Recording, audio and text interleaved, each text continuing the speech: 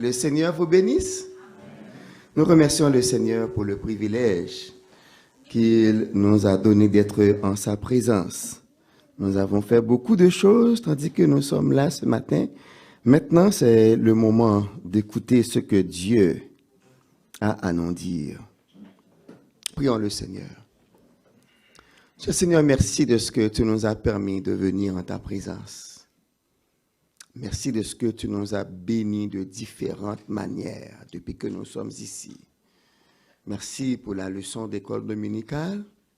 Merci pour l'adoration. Merci pour tout ce qui a été fait. Maintenant, c'est le moment où nous allons disposer notre cœur pour que tu nous parles. Veuille nous parler et que, Seigneur, tes serviteurs et tes servantes puissent écouter et mettre en pratique au nom de Jésus-Christ. Amen. On va dans Genèse, chapitre 4, versets 1 à 5. Genèse, chapitre 4, versets 1 à 5. Et je lis pour vous, voilà, c'est déjà affiché. Vous pouvez regarder, tandis que moi je lis. Adam connut Ève, sa femme.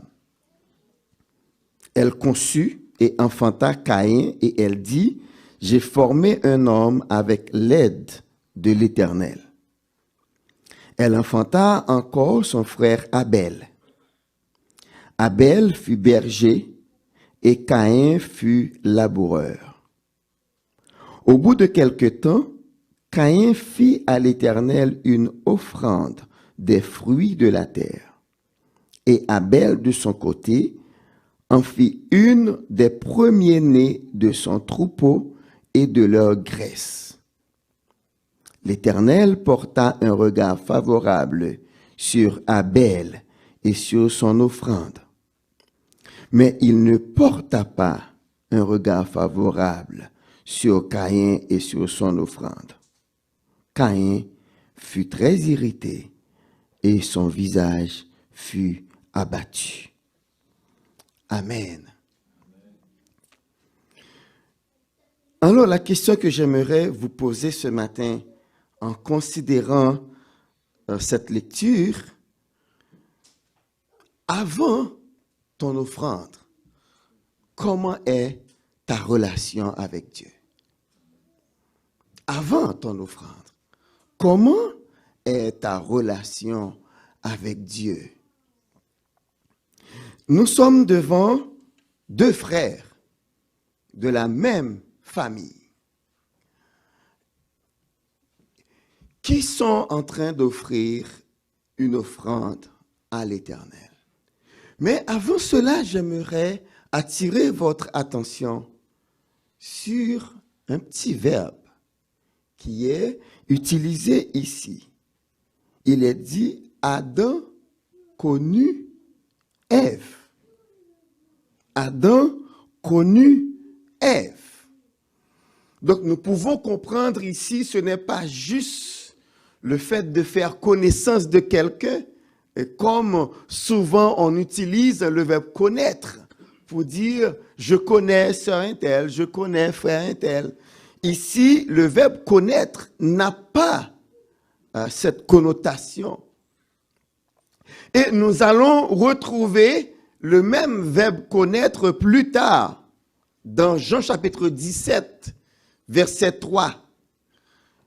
Quand Jésus va définir la vie éternelle, il va dire la vie éternelle, c'est qu'ils te connaissent, toi, le seul vrai Dieu et celui que tu as envoyé. Donc nous comprenons aussi, pour avoir la vie éternelle, ce n'est pas juste de dire « je connais Dieu ». Il y a un engagement à prendre. Cette connaissance demande une relation. C'est une relation intime parce que c'est le même mot utilisé pour le verbe connaître entre Adam et Ève. Donc, on ne peut pas juste dire Adam connu, Adam a fait connaissance de Ève. Ensuite, il y a eu Abel et il y a eu Caïn. Ce n'est pas une simple connaissance. Donc, c'est cette relation que Dieu veut avoir avec nous. Pourquoi je fais ce lien? C'est à cause des versets 4 et verset 5. L'Éternel porta un regard favorable. Sur qui d'abord? Sur la personne avant son offrande. L'Éternel a regardé Abel, son cœur, ses motivations. Comment Abel est envers l'Éternel. Mais toutefois, dans l'offrande même, l'objet des offrandes, on nous dit comment sont les relations de l'un et de l'autre avec le Seigneur. On regarde ça. Au bout de quelque temps, au verset 3, au bout de quelque temps, Caïn fit à l'Éternel une offrande des fruits de la terre. Donc, on a compris qu'il a pris des fruits parce qu'il était cultivateur. Il a pris des fruits et il les a offerts à l'Éternel. On aurait pu dire, mais il n'y a rien de mal là-dedans. Mais maintenant, c'est quand on va regarder l'offrande d'Abel, les détails qu'on dit. Quant à Abel, de son côté, il en fit une des premiers-nés de son troupeau et de leur graisse. Le fait que ici, nous comprenons bien que ce texte est rédigé par Moïse. Moïse a pris soin de nous dire, Abel n'a pas juste pris un agneau, comme il est dit pour Caïn. Caïn a juste pris des fruits et les a offerts à l'Éternel. Mais quant à Abel, il y a quelque chose de plus. Il a pris le temps de choisir qu'est-ce qu'il va offrir à l'Éternel. Le fait que Moïse nous ait précisé, il a fait une offrande des premiers-nés de son troupeau. Donc, Abel, il a pris le temps de regarder son troupeau et de dire, je ne vais pas juste prendre une brebis. Si vous allez dans Malachie, chapitre 1er, vous allez trouver un reproche comme cela que l'Éternel adresse au peuple d'Israël, où il va leur dire, mais écoutez, quand vous me faites des offrandes, vous choisissez des animaux malades. Vous prenez juste un animal et vous l'offrez à moi. Faites ça à votre gouverneur. Faites ça à votre chef. Faites ça pour voir s'il va l'accueillir. Et vous voulez que moi j'accueille quelque chose comme ça? C'était le cas de Caïn. Le peuple d'Israël, après leur sortie de Babylone, eh bien, était devenu comme Caïn. Ok, Seigneur, tu demandes des offrandes? Eh bien, bon, voilà. Et puis, ils prennent n'importe quoi, sans soin, sans réfléchir. Et la manière, donc, de nous dire, la manière dont vous offrez votre offrande traduit le niveau ou bien la qualité de votre relation avec l'Éternel. La manière dont vous offrez, parce que c'est ce que l'Éternel va dire au peuple d'Israël après leur sortie de Babylone. Il va leur dire, mais si je suis père, où est l'honneur qui m'est dû? Si je suis père, où est l'honneur qui m'est dû? Parce que le peuple offrait des choses à l'Éternel n'importe comment. C'est pour cela, ce matin, je vous demande, quelle est la relation que vous avez avec Dieu avant de lui faire une offrande. Dans Marc chapitre 12, verset 44 et Luc 21, verset 4, Jésus-Christ nous parle d'une veuve. Jésus-Christ, la Bible, c'est Luc qui nous dit qu'il était là près du tronc et il regardait les gens qui versaient de l'argent dans le tronc, qui apportaient des dîmes, des offrandes dans le tronc. Et pendant qu'il regardait, oui, il y avait des gens qui apportaient beaucoup. Mais aussi, il y avait une veuve qui apportait seulement 2 sous. 2 sous, 2 pièces. Et Jésus-Christ prit le temps de faire remarquer à ses disciples que cette veuve qui a donné seulement 2 pièces a donné beaucoup plus que ceux-là qui avaient déposé dans le tronc. Qu'est-ce que Jésus-Christ est en train de dire? Est-ce qu'il est en train de minimiser ce que les autres avaient donné? Pas du tout. Pas du tout. Jésus-Christ est en train de dire, c'était bien parce qu'ils ont pris le temps de mettre de côté une partie de ce qu'ils avaient pour verser dans le tronc afin que le temple puisse fonctionner. Mais cependant, il y a offrande et offrande. Qu'est-ce que Jésus-Christ avait dit? Cette veuve, en donnant ces 2 pièces, avait donné tout ce qu'elle avait. Les autres ont donné, certes, mais ils ont donné ce qu'ils avaient de superflu. Tandis que cette veuve, pour donner ce qu'elle a donné, ça a été un acte de foi. Et c'est cette œuvre de foi dont nous parlera plus tard apôtre Jacques. Pour dire oui, c'est vrai. Vous pouvez me dire, vous avez la foi. Mais montrez-moi votre foi sans œuvre.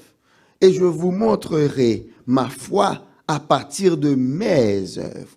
Cette femme, Jésus-Christ voulait dire, elle a eu beaucoup de foi.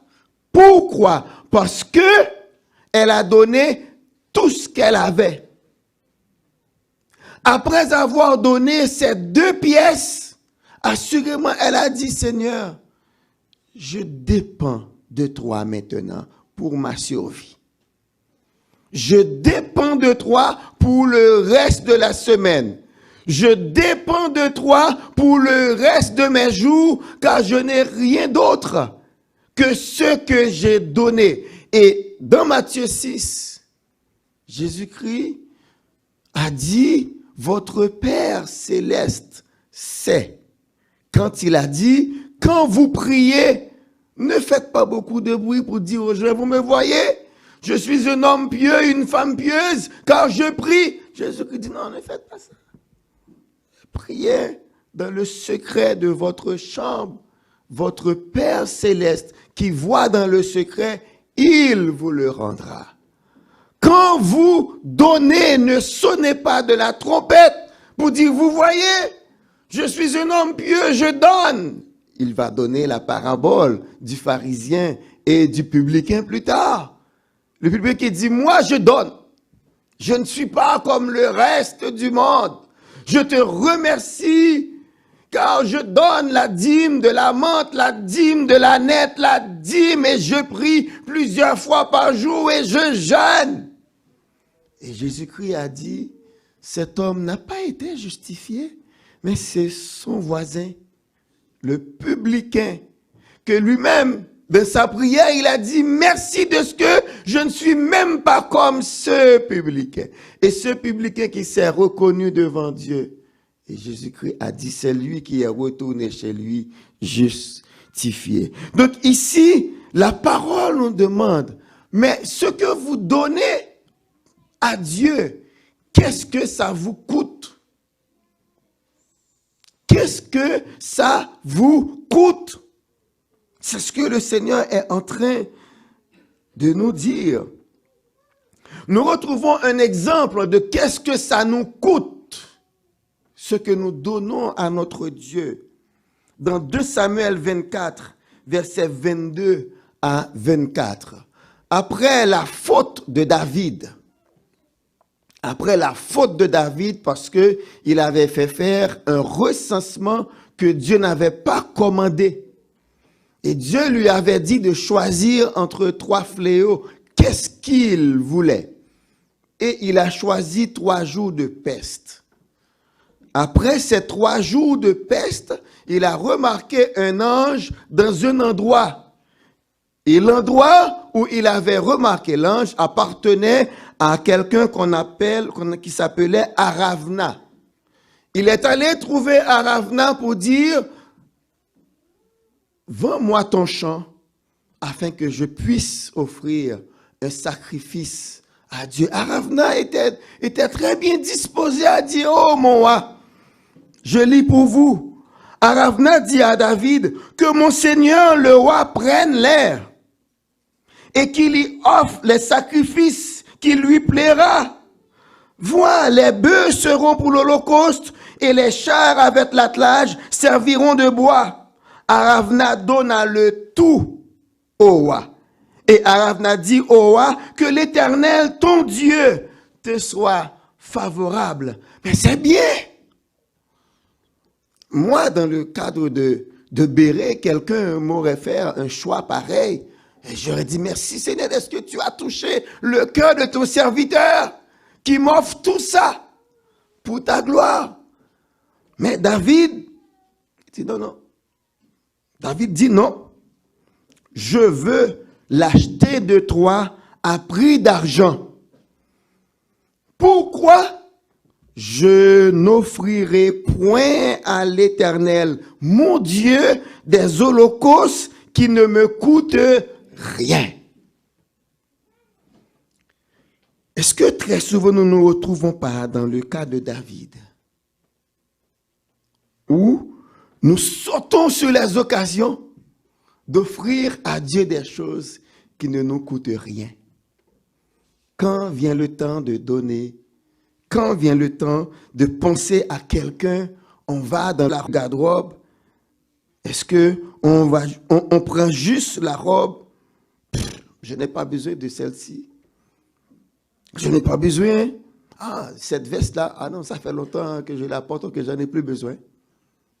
Ça ne nous coûte rien. Mais David dit à Aravna, je ne veux rien offrir à mon Dieu des holocaustes qui ne me coûtent rien. Et nous apprenons que cette terre que David avait achetée d'Aravna, c'est là qu'on appelle la montagne de Morija, où il va recommander à Salomon de construire le temple de l'Éternel. Donc c'est un endroit qui appartient au peuple juif de droit, parce que leur père, David, l'avait acheté au prix d'argent. Là où Salomon avait construit le temple. Et là qu'on appelle le mont du temple. Et c'est aussi l'endroit qui est en conflit entre le peuple d'Israël et les musulmans. Car c'est là que vous allez retrouver également la mosquée d'Al-Aqsa. La mosquée d'Al-Aqsa. Donc, c'est un endroit qui appartient au peuple juif de droit. Parce que leur père, le roi David, l'avait payé à prix d'argent. Je peux comprendre. Est-ce que vous voyez la répercussion que cela pourrait avoir? Mettons que si David avait accepté cet endroit de Aravna sans rien payer, maintenant, les Juifs n'auraient rien à réclamer, mais malheureusement, eux, ils ne connaissent même pas leur histoire. Rencontrez un Juif dans la rue, demandez-lui si elle est au courant que cet endroit leur appartient de droit, parce que leur père David l'avait payé à prix d'argent. Ils ne savent pas. Les Juifs, beaucoup de Juifs aujourd'hui ne savent pas ça. Si ce mot-là, ce lieu qui est en conflit, leur appartient de droit. Bon, naturellement, demander les actes d'acquisition, assurément, ça n'existe pas, sauf dans la Bible. L'acte d'acquisition se trouve ici, dans 2 Samuel 24, versets 22 à 24, parce qu'il est bien dit que David l'avait payé à prix d'argent, et Samuel nous dit il l'a payé pour 50 cycles d'argent. Dans le livre des Chroniques, le montant est plus important. Parce que ici, l'évaluation est faite seulement de l'air et des bœufs, mais dans le livre des Chroniques, l'évaluation est faite pour tout l'espace pour lequel David avait versé de l'argent. Mais ce qui nous intéresse, c'est le fait qu'il ait dit « Je ne veux rien offrir à mon Dieu qui ne me coûte rien. » Maintenant, en parlant d'offrande, je n'aimerais pas que vous ayez en tête un chèque important, de l'argent que vous donnez à l'Église. L'offrande au Seigneur peut être de 3 natures. Ça peut être du temps, ça peut être nos talents, et ça peut être de l'argent. Temps, talent, argent. Donc, ça veut dire que si vous n'avez pas de l'argent à donner, vous pouvez avoir de votre temps. Si vous n'avez ni temps ni argent, vous avez peut-être vos talents. Ce que Dieu vous a donné en termes de connaissances, en termes de capacité, vous pouvez mettre tout ça au service du Seigneur. Dieu va l'accueillir. Combien de personnes a besoin de 30 minutes? De 30 minutes, quelqu'un qui puisse là pour l'écouter pendant 30 minutes. Qu'est-ce que nous faisons de nos téléphones? Combien de temps nous consacrons à quelqu'un qui vit seul et qui aurait bien aimé parler à quelqu'un? Savez-vous que si vous mettez 30 minutes pour appeler quelqu'un, l'écouter et prier avec lui, c'est une offrande très appréciée de Dieu? Je ne veux pas que vous pensiez qu'avec ce message, je veux que vous apportiez plus d'argent à Béret. Oui, ce serait bien. Mais j'aimerais aussi que vous sachiez que le Seigneur n'est pas seulement intéressé par votre argent. D'ailleurs, le Seigneur sait très bien. Quand tout votre cœur, âme, esprit, corps est consacré à lui, tous les autres viennent naturellement. Ce n'est pas une question d'argent quand il est question de l'Éternel, mais une question de relation. Qu'est-ce que vous voulez mettre au service du Seigneur? Quoi vous avez à offrir? Le Seigneur sait ce qu'il vous a donné, pas seulement de votre argent. Parce que très souvent, les gens qui ont beaucoup d'argent négligent les autres choses, négligent leur temps. Ah, mais ça ne fait rien, je peux faire beaucoup, tout la supplémentaire qu'il me faut, je donnerai une offrande. Ah. N'oubliez pas Genèse 4, versets 1 à 5. Le Seigneur va regarder d'abord vous-même. Ce n'est pas votre offrande que le Seigneur va regarder d'abord. La même chose qu'il a faite pour Caïn et Abel, il va faire la même chose pour vous. Vous pouvez savoir chanter. Vous pouvez savoir lire, très bien lire, dire un poème. Vous pouvez écrire, probablement vous avez le talent d'écrire. Pourquoi ne pas écrire des poèmes pour Dieu? Probablement, vous avez de quoi. J'aimerais pas que vous pensiez seulement à votre... Parce que trop souvent, on pense à de l'argent. À de l'argent. Mais pourvu que je donne une offrande. Mais non, ce n'est pas ça dont il est question. Il est question de votre temps, de votre talent et de votre argent. Regardons comment David avait consacré son temps pour les préparatifs du temple. Dans 1 Chronique 22, vous pouvez lire, moi j'avais préparé pour vous 5 à 10 et 14 à 19. Je vais lire pour vous. David disait, « Mon fils Salomon est jeune et d'un âge faible. » Donc ça nous renseigne sur la jeunesse de Salomon quand il est devenu le roi d'Israël. « Mon fils Salomon est jeune et d'un âge faible. Et la maison qui sera bâtie à l'Éternel s'élèvera à un haut degré de renommée et de gloire dans tous les pays. C'est pourquoi je veux faire pour lui des préparatifs. » Et David fit beaucoup de préparatifs avant sa mort. C'était le projet de vie de David. Verset 8. Mais la parole de l'Éternel m'a été ainsi adressée. Tu as versé beaucoup de sang et tu as fait de grandes guerres. Tu ne bâtiras pas une maison à mon nom, car tu as versé devant moi beaucoup de sang sur la terre.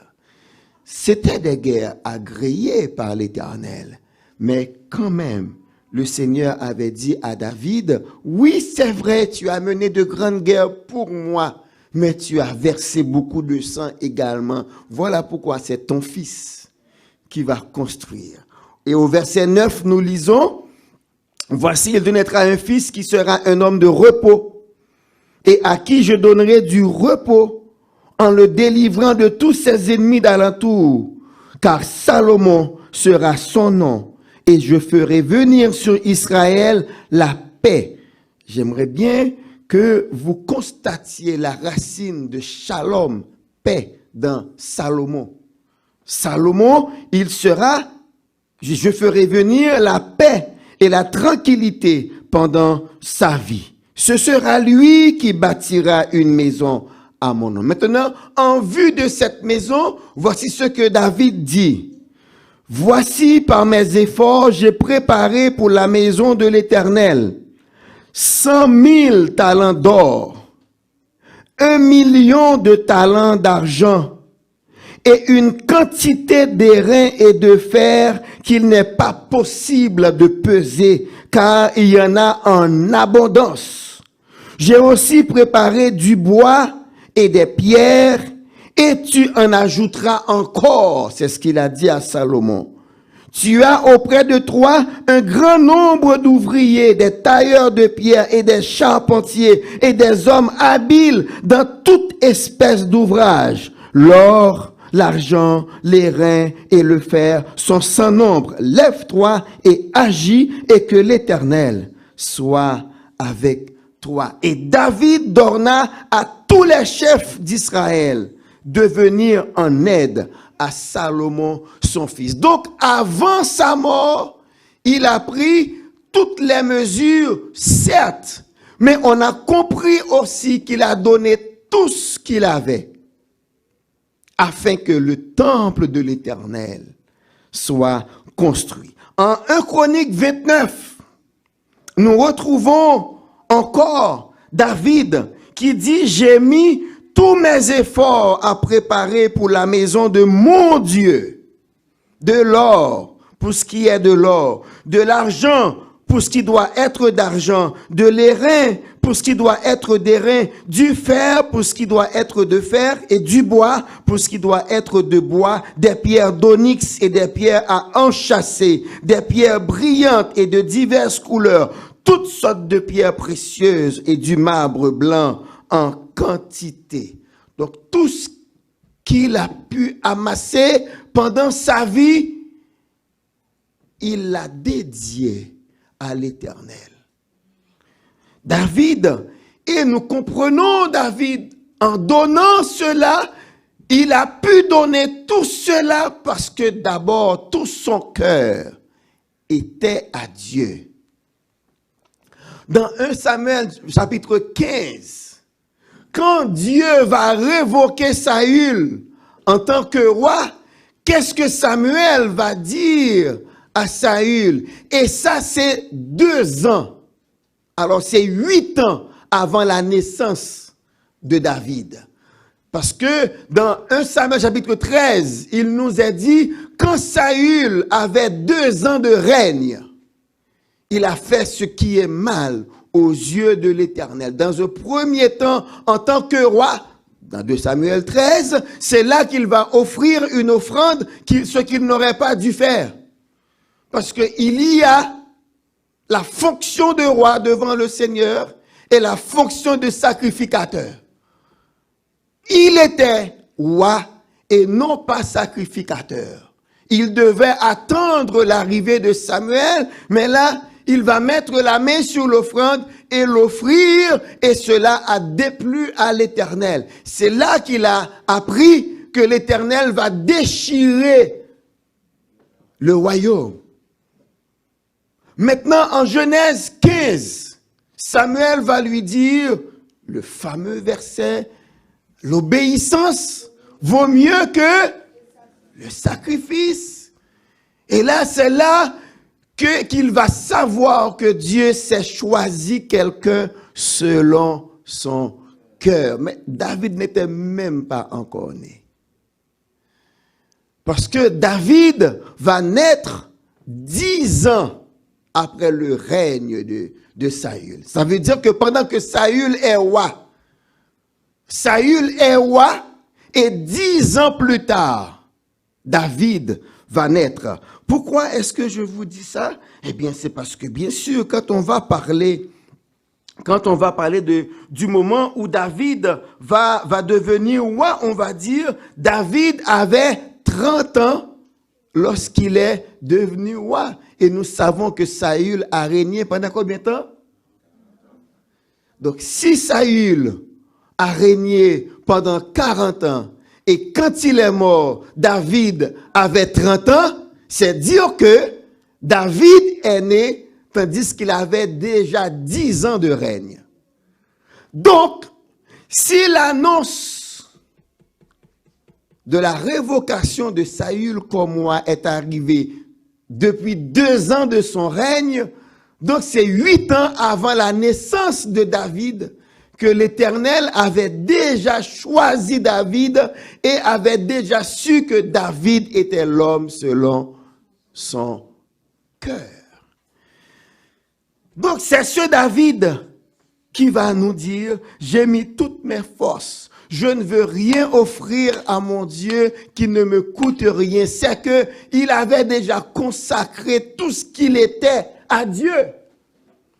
C'est ce que je vous ai dit. Quand tout ce que vous êtes est déjà consacré à l'Éternel, le reste va suivre. À tel enseigne qu'un prédicateur eut à dire, si vous remarquez que votre bourse, ou bien votre poche, ou bien votre compte n'est pas au Seigneur, questionnez votre conversion. Parce que quand tout ce que nous avons, tout ce que nous sommes est au Seigneur, le reste suit naturellement. Et je vais vous donner un exemple. Philippiens 3, versets 4 à 8. Voici un homme qui s'était donné entièrement au Seigneur. Et voilà ce qu'il va dire. C'est Paul. Moi aussi, cependant, j'aurais sujet de mettre ma confiance en la chair. Si quelque autre croit pouvoir se confier en la chair, je le puis bien davantage. Moi, circoncis le 8e jour, de la race d'Israël, de la tribu de Benjamin, hébreu, né d'hébreu, quant à la loi, pharisien, quant aux zèles, persécuteur de l'Église, irréprochable à l'égard de la justice de la loi.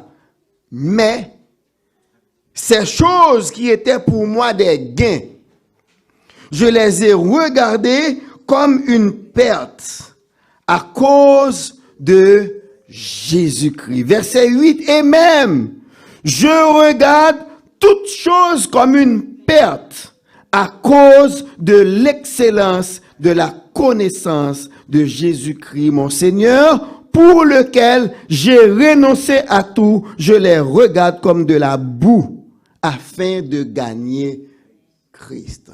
Quand tout ce que nous sommes est au Seigneur, eh bien tout ce que nous avons va suivre. On n'a même pas à prêcher là-dessus, faire de la pression pour que les gens donnent. On a juste qu'à prêcher l'évangile, afin que le peuple de Dieu soit entièrement consacré au Seigneur. Et l'Église de Dieu va suivre. Parce que quand nous nous donnons au Seigneur, Dieu nous enrichit naturellement. Et donner pour le service de Dieu, c'est rien. Parce qu'on va dire, Dieu m'a déjà tout donné. Et c'est ce que David va dire dans sa prière. Qu'est-ce qu'il va dire? Il va dire que nous te donnons ce que c'est de toi que viennent la richesse et la gloire.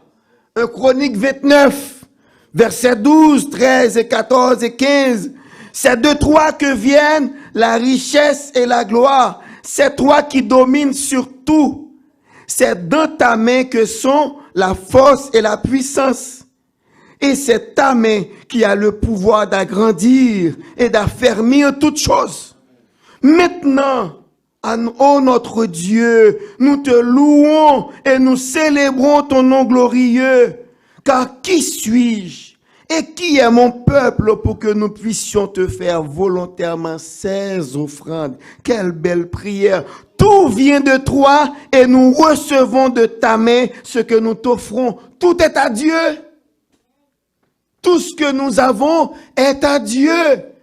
Et quelle est la meilleure façon d'utiliser ce que Dieu nous a donné? C'est en les mettant à son service.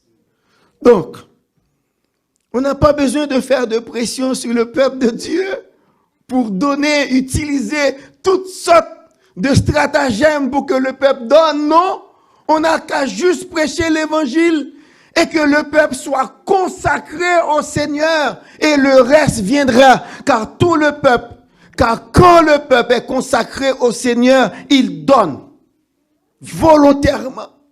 Il donne sans pression. On ne nous a pas dit que David a fait de pression. Il n'est pas dit ici. Seulement, David a décrété, on va construire un temple pour le Seigneur, et bien que tous ceux qui veulent faire une offrande, qu'ils avancent. La même chose s'était produite dans le désert avec Moïse. Quand il fallait construire le tabernacle dans le désert, Moïse avait juste dit que tous ceux qui veulent faire une offrande, de l'or, de l'argent, pierres précieuses, et le peuple venait parce que c'était un peuple consacré au Seigneur. Quand nous sommes consacrés au Seigneur, le reste vient automatiquement, sans pression. Alors, tandis que je termine ce message, qu'est-ce que Dieu a fait pour vous? Qu'est-ce que Dieu ne vous a pas donné? Mais laissez-moi vous dire, il y a encore plus à avoir du Seigneur. Mais ces choses-là, Dieu les réserve pour ceux qui ont une bonne relation avec lui. Dieu a plus pour vous. Beaucoup plus que ce que vous avez déjà. Vous n'avez encore rien vu de ce que Dieu peut faire pour vous. Mais avant tout, c'est quoi vos relations avec lui? J'aime dire que très souvent, nous prions pour de la guérison. Nous prions pour la délivrance. C'est bien de prier pour la guérison. C'est bien de prier pour la délivrance. Mais laissez-moi vous dire que votre relation avec Dieu est plus importante pour Dieu que ce que vous voulez réclamer de lui. C'est ce qu'il va dire dans le psaume 50 au verset 8. Ce n'est pas moi qui mange vos offrandes, car tout est à moi. Tous les animaux des champs sont à moi. Je n'ai pas besoin de vos offrandes, mais seulement j'ai besoin que vous veniez à moi. Et c'est là qu'on va retrouver le fameux verset 15. Invoque-moi au jour de la détresse, je te délivrerai et tu me glorifieras. Mais ça, c'est à l'aide d'une bonne relation avec Dieu, on peut l'évoquer. comment est votre relation avec Dieu? Cette relation est plus importante pour Dieu que toute autre chose. Deuxièmement, Dieu a plus besoin de votre cœur que tout ce que vous pouvez lui offrir sans relation. Regardez ce que Pierre et Jean vont dire à Simon. Quand Simon a vu que Pierre et Jean, nous sommes dans Actes chapitre 8, Simon le magicien, quand il a vu que Pierre et Jean imposaient les mains aux gens et ils recevaient le Saint-Esprit, il est venu leur offrir de l'argent afin qu'ils puissent avoir ce même pouvoir de concéder le Saint-Esprit à qui il imposerait les mains. C'était quoi la réponse de Pierre? Que ton argent périsse avec toi. Ça, c'est fort. Car tu n'as ni part, tu n'as rien à voir dans cette affaire. Que ça veut dire que toi, tu vas périr. Et ton argent aussi. Donc c'est pour vous dire que donner juste de l'argent à Dieu, Dieu a besoin de vous. Dieu a besoin de votre cœur. Dieu a besoin de tout ce que vous êtes. N'oubliez pas, 3 choses qu'on peut offrir à Dieu: du temps, du talent et de l'argent. Donc, ne limitez pas ce que vous pouvez offrir à Dieu à de l'argent seulement, mais soyez totalement consacrés au Seigneur. Que le Seigneur vous bénisse. Pasteur Tassé va venir faire un appel au salut, tandis que vous avez écouté ce message. Encore une fois, si vous sentez le besoin de vous consacrer au Seigneur totalement, c'est le moment de le faire. C'est fort sur mon cœur et Pasteur Tassé va venir vous encourager là-dessus. Que le Seigneur vous bénisse. Alléluia.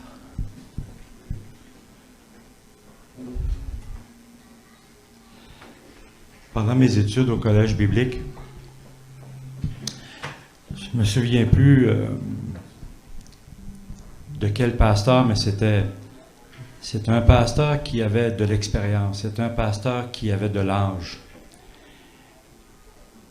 Et une chose qu'il m'a dite un jour, il me l'a dit personnellement, puis il l'a dit aussi à tous les élèves de la classe.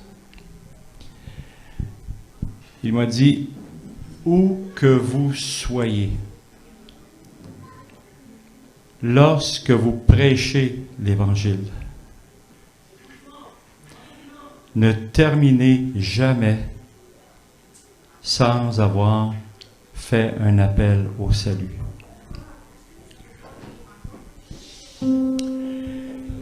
Et un jour, lorsque j'œuvrais dans la ville de Victoriaville, je collaborais avec un autre pasteur d'une autre église qui était à Drummondville. Et dans cette église-là, il y avait un jeune homme qui était vraiment dévoué. Quand on dit dévoué, là, esprit, corps et âme, là, il était vraiment dévoué au Seigneur. C'était un jeune homme qui était un intervenant social. Il travaillait auprès des délinquants dans la région de Drummondville. Et il s'impliquait également beaucoup dans l'Église au niveau de la jeunesse. Et un soir, lorsqu'il retournait chez lui dans un petit village, si je ne me trompe pas, c'était dans le coin d'Aveliouville, il a eu un accident d'auto et sa vie a été prise. Parce que vous savez, qu'est-ce qui nous appartient? Moi, je ne sais pas si vous êtes différent de moi, mais quand je suis arrivé au monde, moi, je suis arrivé tout nu. Il n'y a personne d'entre nous qui peut se vanter d'être arrivé avec tout ce qu'il fallait dans la vie. Mais la chose la plus précieuse que nous avons, c'est notre relation avec le Seigneur. L'apôtre Paul dit, avant de connaître Christ, j'étais rien. J'étais rien. Vous tous ici présents, avant de connaître Christ, nous étions rien. Entends-tu, Jésus t'appelle, viens, ô pécheur, il t'attend.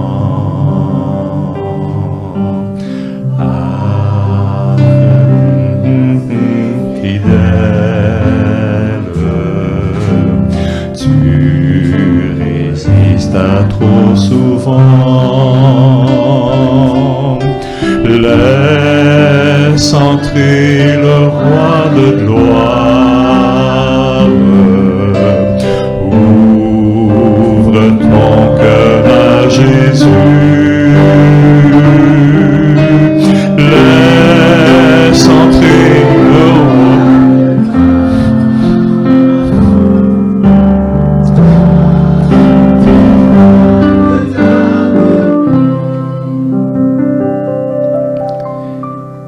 Ne tarde plus ce matin. Si tu entends la voix de Jésus,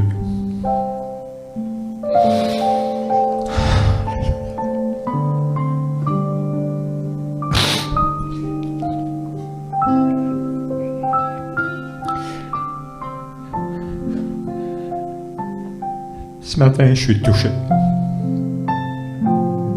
Je suis touché parce que combien de fois nous entendons l'appel du Seigneur dans nos vies à chaque jour, à chaque semaine, et on résiste. Ce matin, mon ami, si tu n'as pas Jésus dans ton cœur, si tu ne l'as jamais accepté, pendant que tous ont la tête baissée, c'est une affaire entre le Seigneur et vous. Il n'y a rien que moi qui va garder les yeux ouverts parce que j'aimerais voir ceux qui vont répondre à l'appel du Seigneur. Alors ce matin, si vous dites, moi je ne connais pas Jésus, pasteur Jean-Marc, et je veux qu'il vienne dans ma vie, je veux donner ma vie à Jésus, je veux être sauvé, je veux devenir un disciple de Jésus-Christ, je veux vivre pleinement pour lui. Alors si c'est votre cas ce matin, c'est la première fois, vous n'avez jamais donné votre vie au Seigneur, levez votre main et on va prier avec vous. Mais je vais faire un deuxième appel ce matin. Oui, ça va, vous êtes sauvés. Vous avez votre ticket en attendant que le Seigneur revienne. Mais ce matin, si vous voulez faire comme Abel et considérer vraiment l'offrande de votre vie, ce matin, là, moi, ce qui m'a impressionné dans la prédication ce matin, c'est comment le plan de David, c'était le plan de sa vie. C'était le plan de sa vie de plaire à Dieu. Alors ce matin, si vous voulez faire comme Abel, considérez l'offrande de votre vie. Ben, levez-vous debout ce matin. Et on va faire une prière de consécration afin que tout votre être, corps, âme et esprit, vous puissiez vraiment vous consacrer au Seigneur et dire, regarde Seigneur, là, voici mon offrande. Voici mon offrande. Prends ma vie Seigneur. Oh, prends ma vie. Prends ma vie Seigneur. Fais-en ce que tu veux. Seigneur, j'ai pas de talent, mais tu vas m'en donner. Puis Seigneur, j'ai des talents, puis tu vas encore les améliorer. Alléluia. Alléluia. Seigneur Jésus, tu vois toutes ces personnes qui se sont levées ce matin. Tu vois toutes ces personnes qui ne sont peut-être pas levées parce qu'elles n'ont pas la capacité, peut-être dans leur santé, de se lever ou quoi que ce soit. Mais Seigneur, tous et chacun ce matin, nous ne voulons pas être comme Caïn, donner une offrande qui ne nous coûte rien, une offrande qui est banale en soi. Seigneur, Caïn a donné quelque chose qui ne lui appartenait pas. Il a ramassé les fruits de la terre qui poussent par eux-mêmes, parce que c'est toi, Seigneur, qui les avais fait pousser. Mais Abel a considéré une offrande. Ça a pris une vie pour te l'offrir. Et Seigneur, nous voulons nous présenter devant toi, Seigneur, ce matin. Nous voulons nous consacrer à toi. Nous voulons nous consacrer vraiment à toi, sincèrement. Nous voulons considérer l'offrande de nos vies. Et le projet de nos vies, à partir d'aujourd'hui, de maintenant, le projet de nos vies, on veut que ça devienne ton projet dans nos vies. Seigneur, ce que toi tu veux que l'on fasse, nous voulons t'obéir. Et Seigneur, en t'obéissant, nous allons être heureux, nous allons être accomplis, parce que nous allons faire ta volonté. Alléluia.